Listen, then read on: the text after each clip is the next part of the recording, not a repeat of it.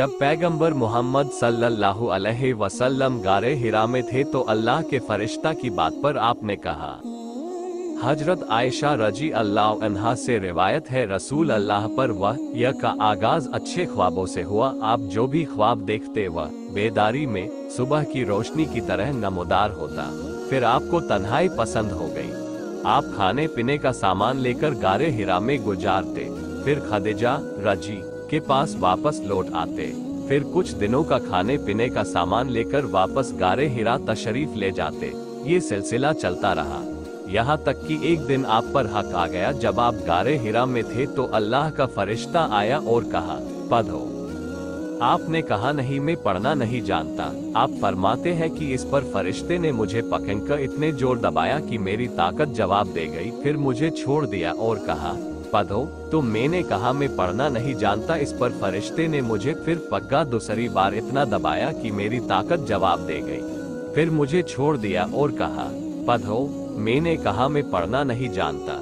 इस पर फरिश्ते ने मुझे फिर पक्का और तीसरी बार दबोचा, फिर छोड़ दिया और कहने लगा, पढ़ो उस रब के नाम से जिसने पैदा किया इंसान को, जिसने खून के लोथगे से बनाया, और तेरा परवरदिगार बनगा करम वाला है। इसके बाद आप पर खौफ की कैफियत तारी हो गई और आप हजरत खदीजा बिन्ते खुवैलिद रजी अल्लाह अन्हा के पास तशरीफ ले गए और फरमाने लगे, मुझे कब्गा ओढ़ा दो, मुझे कब्गा ओढ़ा दो। उन्होंने आपको कब्गा ओढ़ा दिया। जब आपका डर जाता रहा तो आपने हजरत खदीजा रजी अल्लाह अन्हा से ये किस्सा बयान करके फरमाया कि मेरी जान को डर है।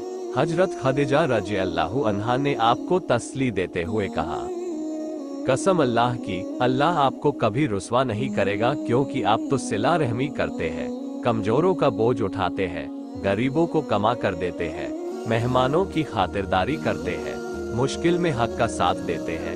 फिर खदीजा रजी अल्लाह अन्हा आपको साथ लेकर अपने चाचाजाद भाई वर्का बिन नौफल बिन असद बिन उज्जा के पास आई, जो जमाना ए जहालत में ईसाईयत अख्तियार कर चुके थे और इब्रानी जुबान में लिखना जानते थे और बुढ़ापे की वजह से नाबिना अंधे हो चुके थे।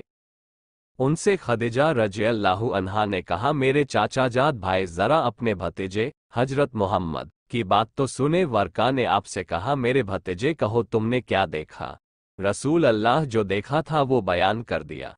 इस पर वर्का कह उठा, ये तो वही अल्लाह का राजदार फरिश्ता है जिसको अल्लाह ने हजरत मूसा अलैहिस्सलाम पर उतारा था।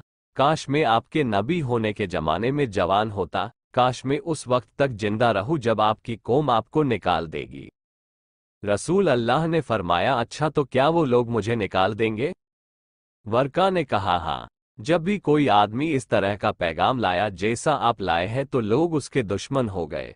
अगर मुझे वो जमाना नसीब हुआ तो मैं आपकी भरपूर मदद करूँगा।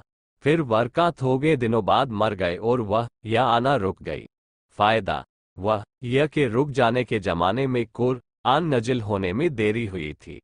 जिब्राइल अलैहिस्सलाम का आना जाना खत्म नहीं हुआ था, और जब कभी आप पहाड़ पर अपने आप को गिरा देने के इरादे से चढ़ते तो हजरत जिब्राइल अलैहिस्सलाम तशरीफ लाते और आपको नबी बरहक होने का पैगाम सुनाते।